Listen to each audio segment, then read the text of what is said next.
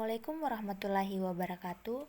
Kami dari kelompok 1 Ilmu Fikih ingin menampilkan video presentasi kami yang berjudul Pengertian Hukum Syara dan Pembagian Hukum Syara. Perkenalkan, nama saya Cindy. Saya Sakila Yusuf. Saya Sahrul Gunawan. Saya Misra Windayani. Saya Ima Wardiana. Saya Harmayani. Baiklah, saya akan menjelaskan pengertian dan hukum syara. Hukum syara adalah seperangkat peraturan berdasarkan ketentuan Allah tentang tingkah laku manusia yang diakui dan diyakini berlaku serta mengikat untuk semua umat yang beragama Islam. Dan istilah hukum syara bermakna hukum-hukum yang digali dari syariat. Pengertian syara menurut para ahli, yaitu menurut ahli usul fikih dan ahli fikih. Ahli usul fikih dan ahli fikih berbeda pandangan dalam mengartikan hukum syara tersebut. Pihak yang pertama mengidentifikasikan hukum syara sebagai kitab atau titah Allah yang berhubungan dengan perbuatan mukallaf yang mengandung tuntunan, kebolehan, boleh pilih atau hak, yaitu mengandung ketentuan tentang ada atau tidaknya sesuatu hukum. Sedangkan pihak yang kedua mengidentifikasikan syara sebagai efek yang dikehendaki oleh titah Allah tentang perbuatan seperti wajib, haram, dan mubah. Dan melalui pemahamannya terhadap definisi ini, ada ulama yang mengatakan bahwa hukum syara itu merupakan koleksi daya upaya para fuqaha untuk menerapkan syariat atas kebutuhan masyarakat. Baik, saya akan melanjutkan materi dari Zakila Yusuf yang berjudul Dalil-dalil Hukum Syara. Untuk itu, sebelum kita membahas apa saja yang dibahas dalam dalil-dalil hukum syara, pertama, saya akan menjelaskan mengenai apa sih arti dari dalil hukum syara. Pertama, saya akan membahas mengenai dalil. Kata al-adillah adalah bentuk jamak atau plural dari kata dalil, yang menurut bahasa berarti petunjuk kepada sesuatu. Kemudian, menurut istilah ialah sesuatu yang dapat menyampaikan dengan pandangan yang benar dan tepat kepada hukum syar'i yang amali. Itu adalah pengertian dalil secara bahasa dan juga secara istilah.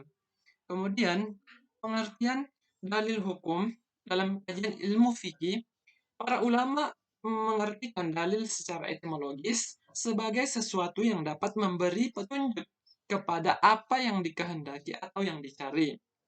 Kemudian, dalil ini terbagi ada dua macam. Yang pertama, yang disepakati oleh jumhur. Kemudian yang kedua yang tidak disepakati oleh jumhur. Kemudian adapun yang disepakati oleh jumhur yaitu Al-Quran, As-Sunnah, Al-Ijma' dan Al-Qiyas.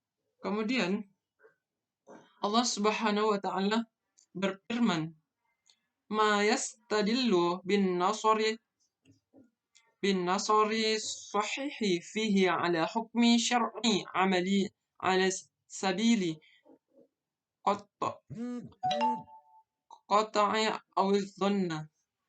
Yang artinya, segala sesuatu yang berdasarkan teori yang benar dapat menunjukkan adanya hukum syara' suatu perbuatan, baik secara qat'i maupun secara zani. Kemudian, ada beberapa definisi menurut para ulama usul fikih mengenai pengertian dari dalil. Yaitu pertama, menurut Abdul Al-Wahhab Al-Subki, beliau mengemukakan bahwa dalil adalah sesuatu yang mungkin dapat mengantarkan orang dengan menggunakan pikiran yang benar untuk mencapai objek informatif yang diinginkannya. Kemudian, menurut Al-Amidi, para ahli usul fikih biasa memberikan definisi dalil dengan sesuatu yang mungkin dapat mengantarkan orang kepada pengetahuan yang pasti menyangkut objek informatif. Kemudian yang ketiga, menurut Wahbah al-Zuhali dan Abdul Wahab Khailaf, dalil adalah sesuatu yang dijadikan landasan berpikir yang benar dan memperoleh hukum syara yang bersifat praktis. Allah Subhanahu wa taala telah berfirman dalam Quran surah An-Nisa ayat 59 yang berbunyi, "Ya ayyuhalladzina amanu athi'ullaha wa athi'ur rasul wa ulil amri minkum fa in tanaza'tum fi syai'in faradduhu ila Allahi war rasuli in kuntum tu'minuna billahi wal yaumil akhir dzalika khairu ahsanu ta'wila." Artinya, hai orang-orang yang beriman, taatilah Allah dan taatilah Rasulnya dan ulil amri di antara kamu. Kemudian jika kamu berlainan pendapat tentang sesuatu, maka kembalikanlah kepada Allah atau Al-Quran dan Rasul atau sunnahnya.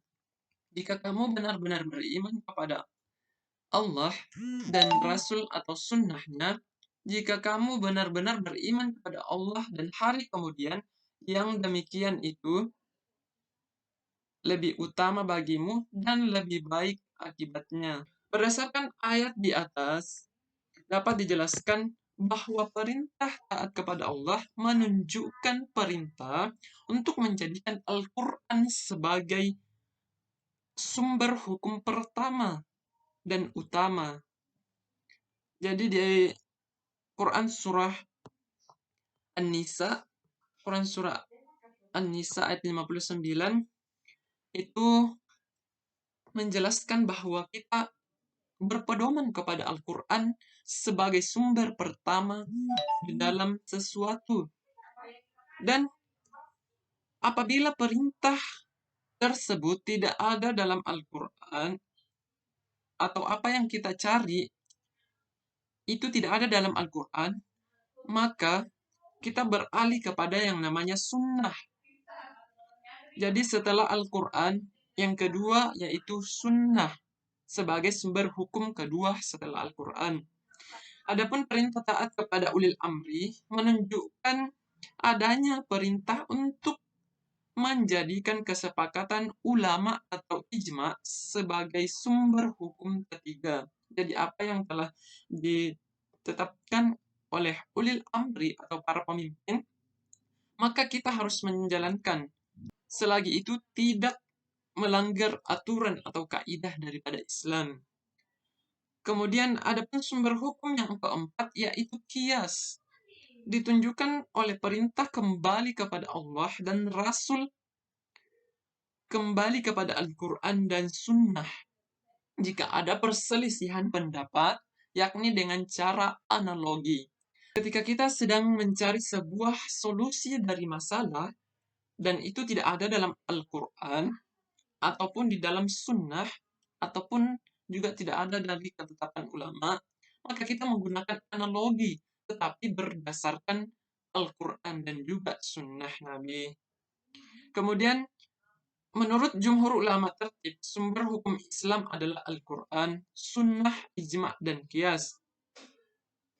Kita semua pasti sudah mengetahui pengertian daripada Al-Quran tersendiri. Jadi Al-Quran adalah firman Allah Subhanahu wa taala yang telah dianugerahkan sebagai mukjizat kepada baginda Nabi besar Muhammad sallallahu alaihi wasallam yang digunakan sebagai petunjuk untuk umat Islam. Adapun daripada sunnah adalah sumber hukum kedua karena merupakan uraian, penjelasan, dan penjabaran Rasulullah Shallallahu Alaihi Wasallam atas wahyu yang diturunkan kepadanya. Kemudian adapun ijma, keabsahan atau validitas ijma harus disandarkan pada dalil-dalil Al-Quran dan Sunnah. Kemudian adapun qiyas, untuk menjadi dalil hukum, ia haruslah memiliki dasar-dasar nas yang asli sebagaimana sebagai makis alaihnya. Dengan demikian dapat dikatakan bahwa sesungguhnya Al-Quran dan Sunnah yang merupakan sumber hukum pertama, sedangkan ijma' dan qiyas merupakan sumber hukum subordinat. Ijma' dan qiyas memang membawa semangat wahyu, namun untuk dapat dikategorikan sebagai sumber hukum, tidak independen karena harus melalui proses tertentu dan harus merujuk kepada Al-Quran dan Sunnah. Kemudian di dalam sabda baginda Nabi Rasulullah SAW yang artinya diriwayatkan dari Muaz bin Jabal bahwa Rasulullah SAW ketika mengutus Muaz bin Jabal ke Yaman bertanya kepada Muaz, bagaimana engkau akan mengadili ketika dihadapkan kepadamu? Muaz menjawab, dengan kitab Allah. Rasulullah SAW bertanya lagi, bagaimana apabila tidak engkau dapati dalam kitab Allah? Muaz menjawab, berdasarkan sunnah Rasulullah SAW. Kemudian Rasulullah SAW bertanya lagi, bagaimana apabila tidak engkau dapat dasarnya dalam sunnah? Muaz menjawab, saya akan berijtihad berdasarkan pemikiran saya. Rasulullah SAW bersabda, segala puji bagi Allah yang telah menunjukkan utusan Rasulullah atas sesuatu yang diridai Rasulullah.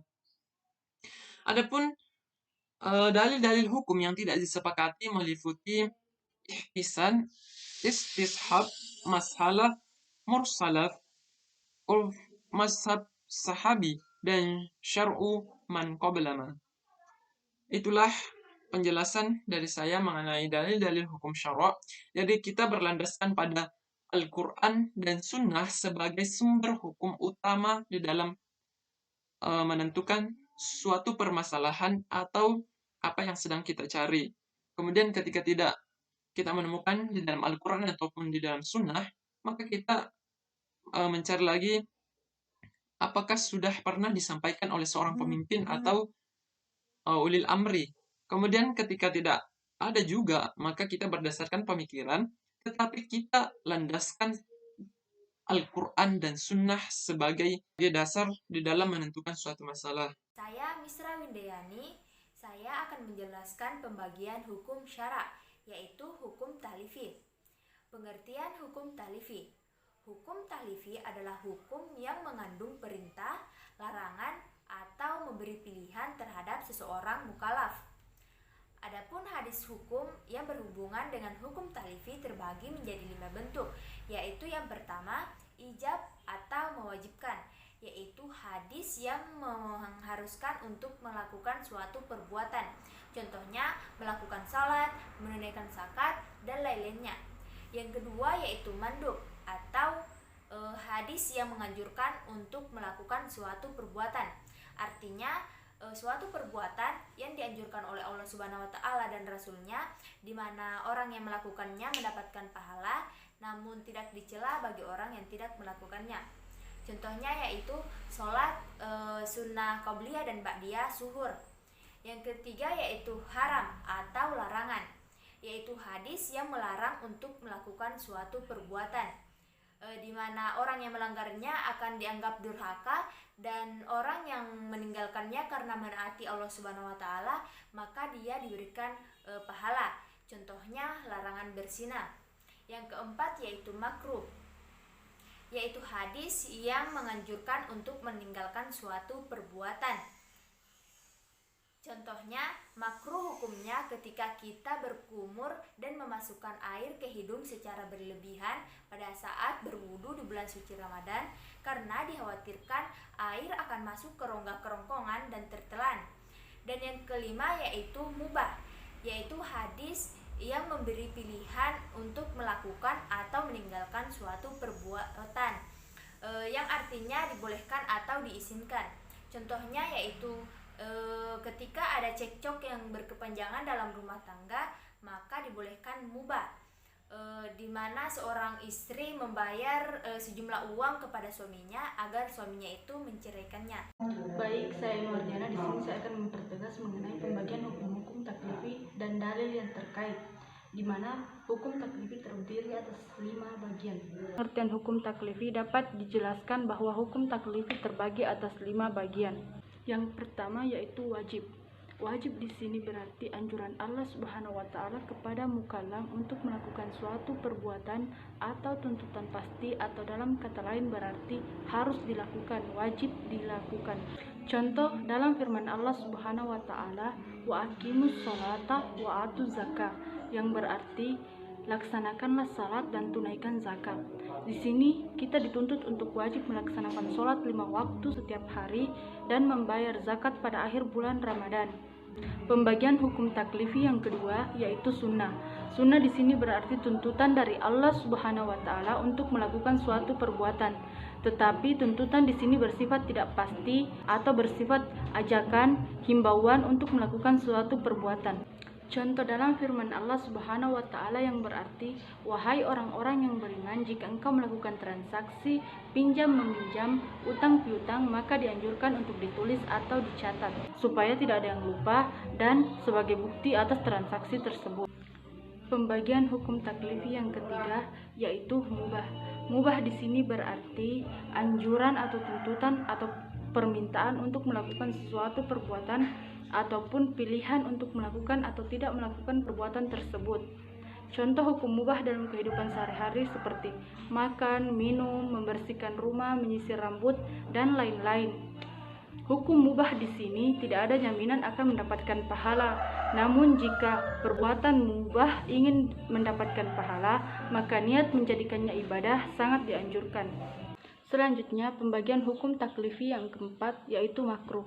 Makruh di sini berarti tuntutan untuk melakukan suatu perbuatan yang tidak pasti.